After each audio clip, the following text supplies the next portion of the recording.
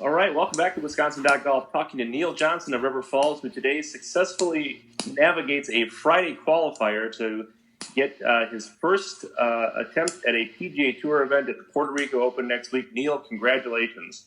Thank you. Thanks. Yeah, it feels pretty good. I've kind of been running around like a chicken with my head cut off trying to do things.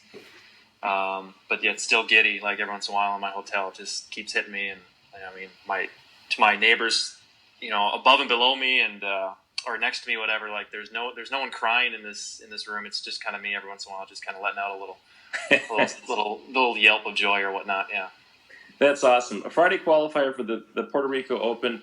We were trying to sort out what is a Friday qualifier. In this PGA Tour event, there's one extra qualifying opportunity, but only one spot. Take us through what the day was like. Yeah, there's no other event that has this kind of extra qualifier. And when I saw that a couple months ago, when I saw that there were two chances to get in, I was already planning on coming down, but when I saw that there were two, I'm like, I kind of have to, to get that second chance, both on the same course. But then when it's, there was 50-some, 60 guys or whatever today for one spot, you kind of know, well, it's kind of just a shot in the dark. Like you better play good. If you go out and you have a bad start, you're pretty much out of it. There's just too many good players. And I got off to a good start and then kind of got in the rhythm of feeling comfortable and made a few putts. And it's like, all right, let's just keep going. And then, then I tried not to think about it at all and just said, all right, now just keep playing golf, keep making swings. Don't think about if you're that one guy, you get an extra week in Puerto Rico and you don't have to worry about Monday. You can just kind of relax this weekend. So I kind of tried to block out all those thoughts or just kind of think about something else instead of, thinking ahead too far of actually being the one guy to get that spot today.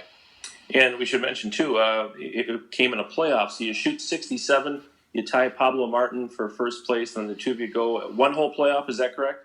Yep, we went right to 18, and we were just going to play 18 until it was done. And I guess when I finished walking right by the scoring table or walking right by the scoreboard, going to the scoring table, I saw a couple 67s up there. Turns out one of them was a typo, a misprint, whatever.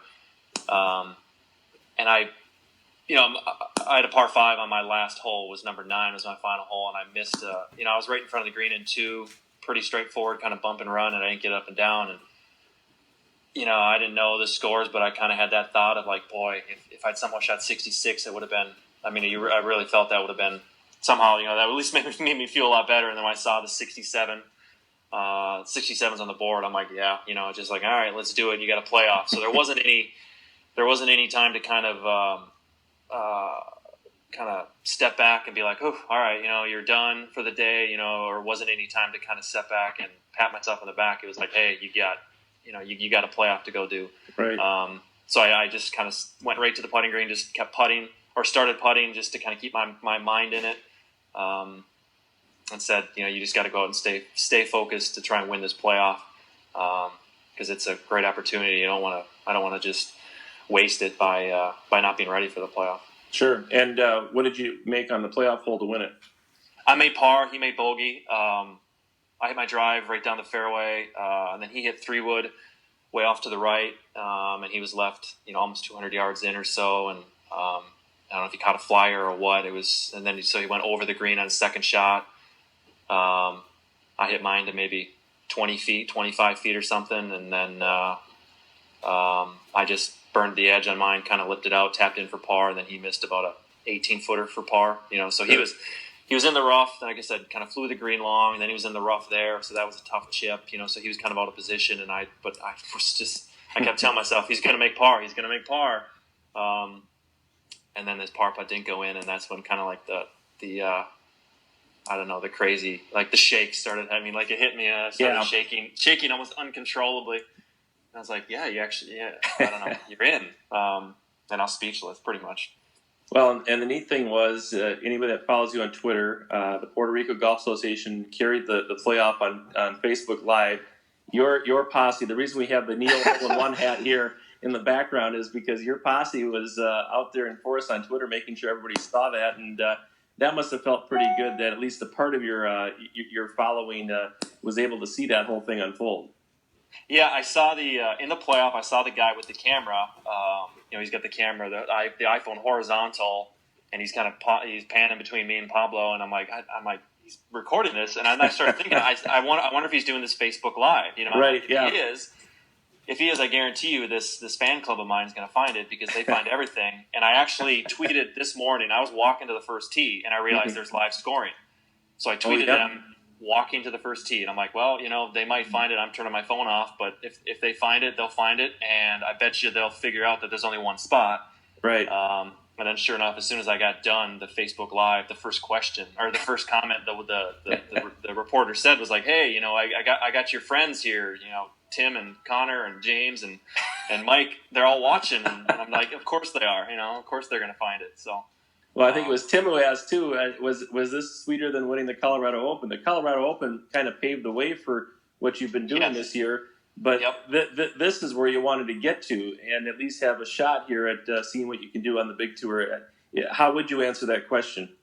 Yeah, I mean, at the time I hesitated, because I wouldn't be here if it wasn't for the Colorado State Open, So winning the $100,000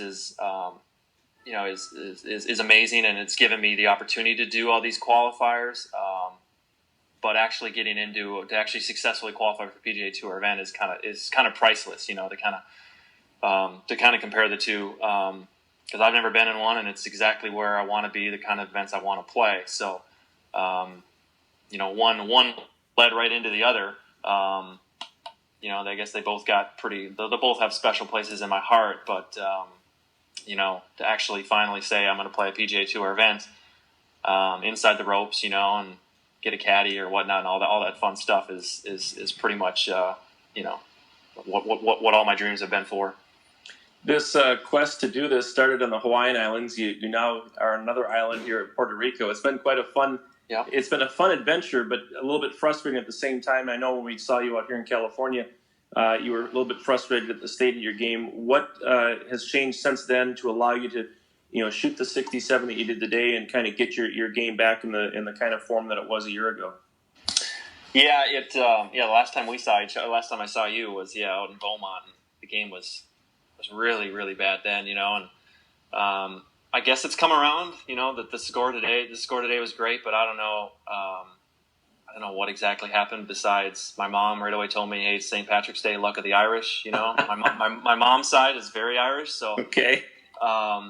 That somehow probably played a little bit into it, but I mean, it surprised me a bit today. I can honestly admit, last night I didn't feel, totally confident about my game. I was swinging okay, but just mentally wasn't quite there, and then physically it was still a bit off. So it's like, okay, how are you going to put all that together on, on a one-day qualifier with tough competition and tough winds? It was blowing 20 wow. to 30 miles an hour out there today. And it's like, how are you going to put all that together? And then somehow it did. Somehow, like I said, a couple putts fell early, and that kind of got me into the zone of just being able to, just try and stay focused for every single shot. And all of a sudden, at the end of the day, it's like, whoa, okay, you finally got some birdies for you. I haven't had 7 birdies in a round in quite a while, which is pretty sad. But good time for it to finally happen.